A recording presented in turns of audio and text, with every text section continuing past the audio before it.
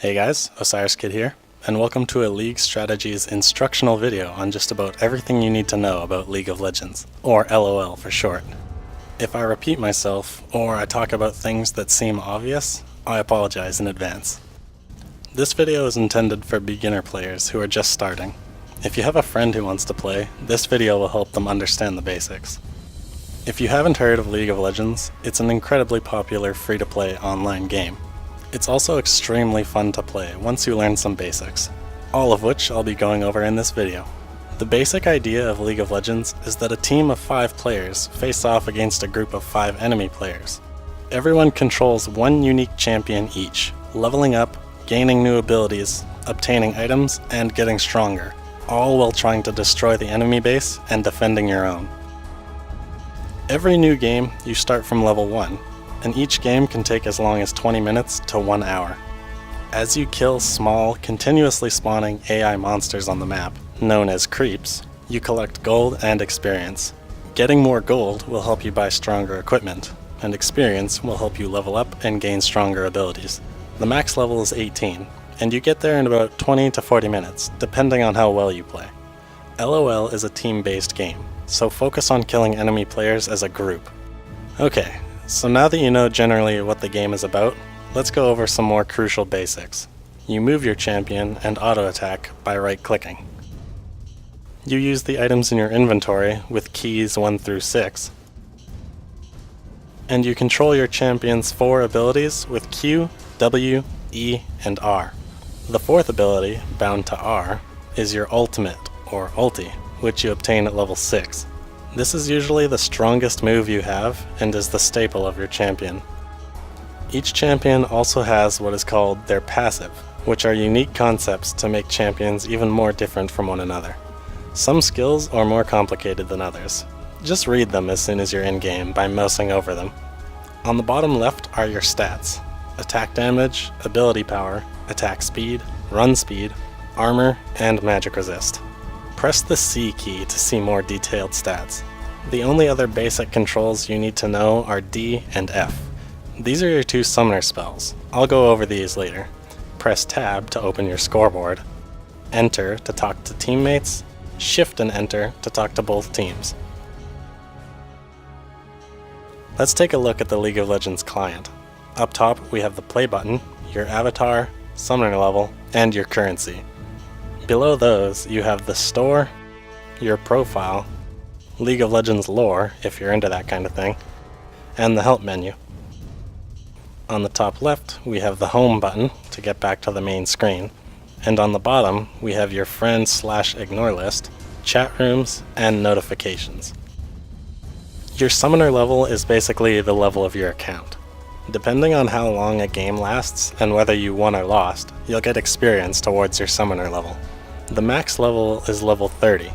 Leveling your account gives you more summoner spells, extra mastery points, and more rune slots. Summoner spells are 2 extra abilities on long cooldowns in addition to your champion's 4 abilities. You pick your summoner spells before the game starts, along with your champion. Read what each one does, and you can decide what you like.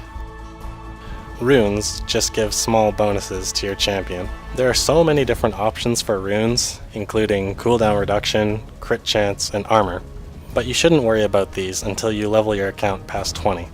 You can permanently unlock champions and runes from the store if you have enough currency. But like I said, don't worry too much about buying runes right away. You'll eventually unlock stronger ones. If you want to look different, you can buy skins with real money. There's tons of awesome skins in League of Legends, all of different styles. Buying these skins doesn't offer any advantages. Riot Games is careful to maintain balance to LoL, so paying real money doesn't give you an edge. Take a look at the champions page inside your profile. A handful of different champions are free to play every week. You can learn about all the different types of champions and their abilities on this page. The more you understand the champions, the better player you become. Now take a look at your masteries. Masteries are just like talent trees in other games, and they give you a few bonus stats at the beginning of every game. The higher you level your account, the more points you can distribute. Masteries are split into 3 trees: offense, defense, and utility. You can spend these points however you like. They are not permanent, you can reset them for free, and create multiple preset pages of masteries. Now let's take a look at the spells page. Here you can check out all the summoner spells that need to be unlocked and what they do. So let's talk about champions again. There are lots of different types of champions, but they can all be broken down into 4 roles: tank, physical damage, magic damage, and support. Tanks are very durable champions who should prioritize building lots of health, armor, which reduces physical damage taken, and magic resist, which reduces magic damage taken. Tanks have very helpful abilities and should be played on the front lines, trying to take most of the damage from the enemy team. Every team should always have one tank champion. While playing a tank, you want to give kills to your damage dealing allies. It's generally better that they get the killing blow than you, because the killing blow determines who gets the big chunk of gold. If the enemy team is physical damage heavy or magic damage heavy, consider getting armor or magic resist respectively. Physical damage and magic damage champions focus on dealing damage to their enemies. Pretty straightforward. You want to get as many kills as possible and avoid dying in most situations. The only time it's okay to die is if you take the enemy down with you. The stats that are important to these damage dealing champions are attack damage for physical damage champions and ability power for magic damage champions. There are other important stats like lifesteal and crit for physical damage and spell penetration for magic damage. Depending on how each champion is designed, certain stats are more important than others. Support champions are basically played by following another champion around and making their life easier. This includes champions with heal abilities, shield abilities, and helpful auras. Supports, like tanks, should not be getting killing blows unless no one else is around. It's important to note that support champions are usually AP based rather than AD. Tanks and supports will usually have more assists than anything else, because even if you touch an enemy player before they die, or heal an ally who kills somebody, you get an assist, which gives a smaller amount of gold than a killing blow, but is still a great source of income. A solid team composition is 1 tank and either 1 support and 3 damage, or 4 damage dealers.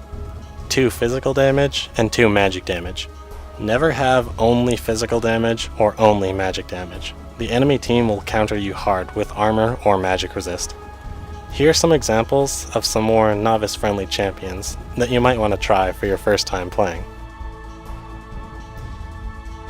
Anyway, press play and let's start a game. As you can see, we have a couple of different choices. I've already talked about Classic. You try to destroy the enemy team's base in either a 5v5 or a 3v3 map. Dominion is a much faster-paced 5v5 King of the Hill style game. I mainly talk about 5v5 Summoner's Rift. You can choose to invite 4 friends to join you in the same game. Queues are usually very quick. You don't have to wait that long before getting into a game. LoL has a matchmaking system, so if you're a beginner, you'll have the best chance of being paired up against other beginners. So let's go ahead and start a classic 5v5 game. At the character screen, we can choose a champion, a couple of summoner spells, a rune page, and edit our mastery page. Now we're in game. Controlling your character, paying attention to everything on and off the screen, and controlling the camera actually does take a lot of practice. Some people lose track of their character. If you do, just press or hold spacebar. This will lock the camera above your champion. And other people might not even notice something that's happening right above them off their screen. It all takes getting used to. Now take a look at your map. The map is your best friend in League of Legends. Try to check it as much as possible. Being map aware is vital to your survival. Knowing where the enemies are at all times will help you tremendously. So let's check out the shop. There's a list of recommended items on the top, which is a good place to start understanding if your champion needs attack damage, ability power, or defensive items. On the left are different categories: defense, attack, magic, movement, and consumables. A very important item you should be trying to get early on in the game are boots. These greatly increase your movement speed. If an enemy player chases you and they have boots and you don't, you'll be in trouble. so avoid going into fights if you don't have boots yet. These basic boots will say 1 on them, which is their speed. They can get upgraded to a group of unique boots with 2 speed. Along with more speed are some other bonuses, for example, 25% attack speed. There's also other sets of boots that are meant purely for speed, without any stats.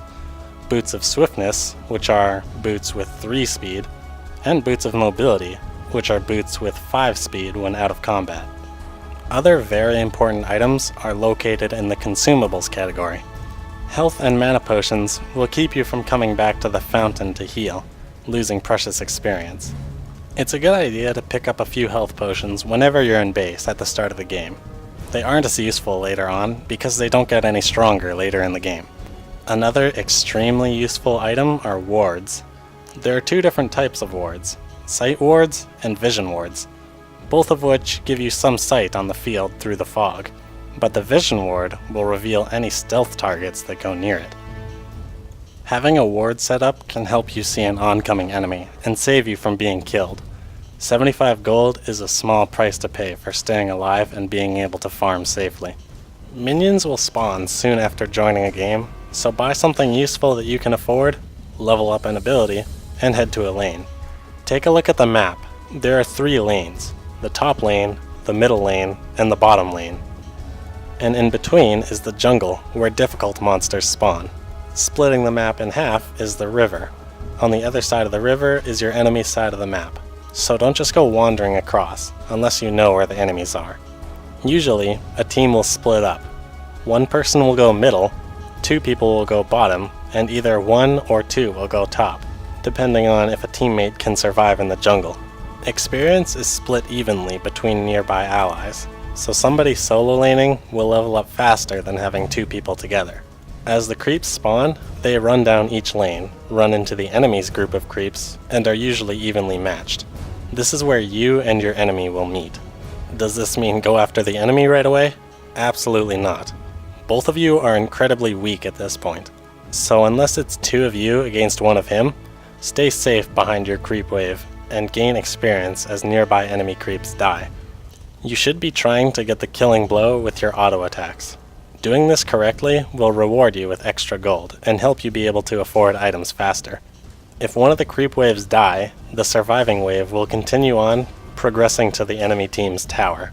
If your creep wave dies, do not stand around. The enemy creeps will try to attack you, and they look small, but are very harmful in numbers. Just fall back and wait for your next friendly wave to take the hits. Let's say your creeps make it to the enemy defense turret. As you can see, turrets do massive damage. There are 2 rules about these turrets you should know. Number 1, do not go near them unless your creeps are already underneath. Number 2, do not attack enemies underneath the turret. The turret will stop attacking your creeps and start attacking you. You do not want to take hits from the turret. Eventually killing these turrets will grant you and your entire team a nice amount of gold. While you're laning, you'll notice some thick grass on the map. This is called the brush. Being inside of this will hide you from anything outside the same patch of grass. Always use caution when stepping inside blindly. There's always the possibility of enemies right there waiting for you. Let's say your enemy is missing from your lane. You should always let your teammates know by saying MIA from your lane. For example, bot MIA. This will let your team know to be careful and watch out for multiple enemies. If you're low on health or you want to buy more items, the only spot to heal or buy things is from the fountain in your base. But do you want to walk all the way back there from your lane? Of course not, so press the B key. This will teleport you back to base over a short duration. It doesn't cost anything, and it has no cooldown. But it can be interrupted by taking damage, so find a safe spot before using it. Now that we have a basic understanding of laning, we can talk more about the main objective, destroying the enemy's nexus. And the only way to do this is by pushing at least one of the 3 lanes all the way into their base. That's right, all 3 towers, the inhibitor, and the 2 nexus towers. This is only achievable by using teamwork. But wait, what's an inhibitor? Well, destroying an inhibitor is very important. When destroyed, your base will start spawning stronger creeps and an additional super minion in the corresponding lane. This isn't permanent though. Inhibitors, unlike turrets, will respawn after a short period of time. One inhibitor needs to be destroyed before attacking the Nexus and the 2 defending turrets. Now let's go over the last few things you need to know, like the jungle, the boss monsters, and some LOL lingo. Both teams have a similar jungle layout. Each side has many different camps of easy monsters and 2 difficult monsters. The 2 difficult monsters grant buffs after being killed. Right here is the blue buff. This buff is great for mages. It grants cooldown reduction and tons of mana regeneration. And over here is the red buff. This buff is great for physical damage champions. Every physical attack will apply a debuff on the target, slowing their movement speed and doing some damage over time. If you die to an enemy while holding one of these buffs, the duration will be reset and transferred to the enemy who killed you. The 2 boss monsters located on this map are just off the river. Here is the dragon boss. Killing dragon will grant your entire team a good chunk of gold and lots of experience to nearby teammates. The dragon will respawn shortly, and taking it from the enemy team will give your team a huge gold advantage. And this is Baron Nashor. He is the hardest monster in the game and requires a team of players to take down. Killing Baron grants your entire team with lots of gold and a very powerful buff. Taking out Baron will provide a huge advantage over the enemy team. Remember though, your team and the enemy team will be competing to kill these bosses. So warding and attempting to steal the killing blow are very common. When playing League of Legends for the first time, people will most likely be using terms you may or may not have seen before. Here's a list of some commonly used terms and what they mean. That's all there is to know about the basics of League of Legends. Destroy your enemies and their base, defend your own, try not to die, work together as a team, and try learning about the game. Remember, practice makes perfect. If you have any other questions, leave a comment or message me in-game. Some helpful links, along with my account name, are in the description below. Thank you for watching my guide on how to play League of Legends. Don't forget to subscribe to League Strategies for more guides and gameplay videos. And as always, good luck.